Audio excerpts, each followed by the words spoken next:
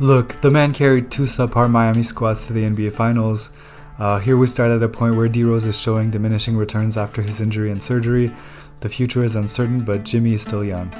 In this universe, he's pissed to still be the second option behind an injury-prone point guard averaging 16 points per game. Known to speak his mind, beef ensues and he ends up telling management, "It's D Rose or me." With Jimmy being younger and fully healthy, they're forced to deal D Rose and end up with a prime John Wall instead. We start the season and Jimmy goes out of his way to be a villain by taking D Rose's jersey number. Fans don't like the move, but he doesn't care. He'll let his game do the talking. He also gets a player edition colorway of the Addy Power Howard 3. At 25 and 80 overall, he's still not the main scoring guy with 10 points per game, but does everything else on the court. He averages 7.8 rebounds as a shooting guard with 5 assists and 2 steals. Jimmy's picked to the all-defense first team, and the Bulls end with the best record in the East. We roll past the Knicks in the first round, but lose a 7-game series against Paul George and the Pacers. Throughout last season and this offseason, Jimmy improves really fast. Partly to respond to the pressure of being chosen over D Rose, he puts in work and starts season 2015-2016 at 88 overall.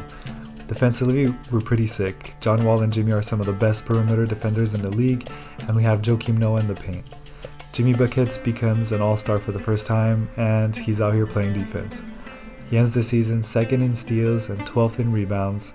As a guard, that's crazy. He makes the all-defense first team again, of course. In the playoffs, with the 2nd seed, we face the Hornets in the first round, but we're too much for them. We again make it a 7-game series in round 2, this time against Toronto. Jimmy plays his heart out and averages 10 rebounds a game over the series, but somehow that's not good enough to get past DeMar DeRozan and the Raptors. 2016-2017, at 94 overall, this is his prime and he averages career highs in points with 17, in rebounds with 10, and in steals at 2.8. His play earns him another All-Star starting spot, and he ends the season as the Defensive Player of the Year. He and John Wall are determined to avoid another early playoff exit and finish first in the East. We make a statement in round 1, destroying Toronto, who booted us last year. Things are different this year. We then go up against D-Wade and the Heat and narrowly come out on top. It felt like a passing of the torch to the new best shooting guard in the East. We then face Philly in the conference finals, and despite their bigs inside game, Jimmy's rugged defense makes the difference for the Bulls, and we advance to the finals against OKC. We battle hard, but we can't stop a prime KD, who was also MVP of the league this year. The Slim Reaper ends up averaging 36 points per game over the 7-game series to beat the Bulls. Coming off the finals loss, Jimmy is poised to get there again. Known as one of the NBA's best defenders for the last few years now, his offensive game is fully caught up at this point, and he can get a bucket on anybody, inside, outside, off the dribble, backing someone down. He's just that guy. He has another all-star season, averaging 17 points, 10 rebounds, 6 assists, and almost 3 steals a night, and that was enough to earn him a second back-to-back Defensive Player of the Year award. In the playoffs, we have the bad luck of starting the postseason against the Cavs team that starts Kyrie, Oladipo, and Braun in the backcourt. We fight hard but get booted in 6 games. Season 2018-2019, Jimmy is 29 and 96 overall. We know we'll make the playoffs as we do every year, so the regular season is just a formality. Jimmy Buckets leads the league in steals and is top 5 in rebounds, granting him a 3rd Defensive Player of the Year award, something only he and Dwight Howard ever accomplished.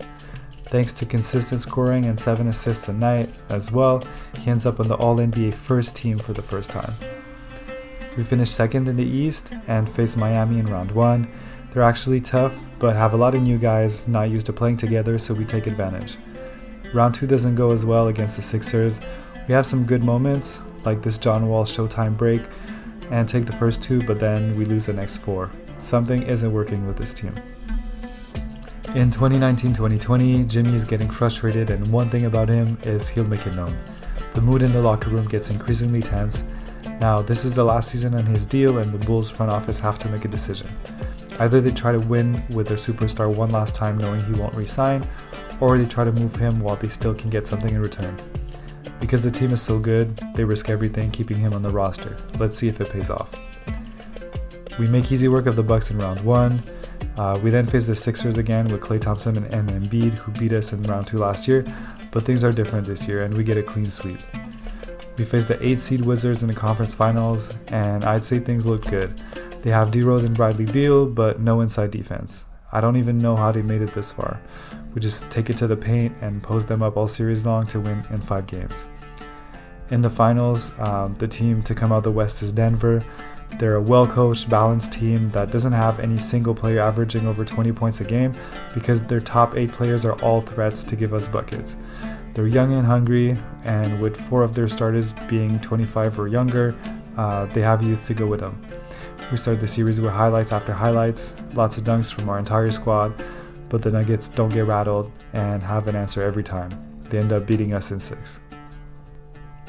He would then take his talents to Texas and join a Spurs squad almost exclusively built into free agency after all of their best players had left, with other signings like 88 overall Kenneth Faried, 85 overall Tristan Thompson, and 82 overalls John Hanson and TJ Warren, along with a few promising young guys. It might take a while to form chemistry with so many new additions, but we're joining a solid 83 point guard Jess Marion, who will try to keep things running smoothly. Jimmy's overall decreased to 91 this year, by the way. His athleticism is taking most of the hit, but we'll be alright. This team is a lot of fun to play with. Jimmy doesn't need to score as much with them, but hits a career high in assists. He scrapes by to get an all-star spot again, but weirdly enough, it seems like they don't get used to playing together fast enough to make the playoffs.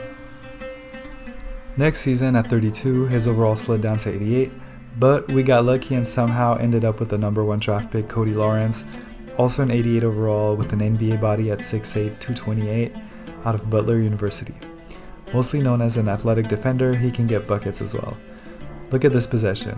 He defends a shot, gets the rebound, and then takes it coast to coast past everyone for the dunk. Jimmy's numbers are dropping across the board this year. 8.5 points, 5.5 rebounds, 6.9 assists, 1.7 steals. For the first time in years, he's not voted into the All-Star game. Not that it matters, but our young superstar Cody Lawrence does, as a rookie. He also participates in the dunk contest and ends up winning Rookie of the Year in the process. We make the playoffs this time and get busy against the Kings. Unfortunately, they take the series in 7 games. In 2022-2023, things aren't good. Although his overall isn't awful at 84, his output is diminishing, but he's still useful with 7.6 points a game, 4.7 rebounds, 6 assists, and 1.4 steals. In the playoffs, we play the Warriors in round 1. He's been slowly losing playing time as the year progresses, with young players showing a lot of potential, and we end up losing the series in 7 games. In the end, this is one of my career sims that was the most similar to a player's real-life career. Although everything looks a bit different in the Bulls uniform, he ends up being a consistent career playoff contender, taking underdogs to the finals twice, just like in real life. He also was a steady all-defense player, winning multiple Defensive Player of the Year awards, which that's one thing he never accomplished in real life, but everything else is pretty similar. Hope you enjoyed this one. Please write your suggestions for players or scenarios down in the comments, and like and subscribe. Peace.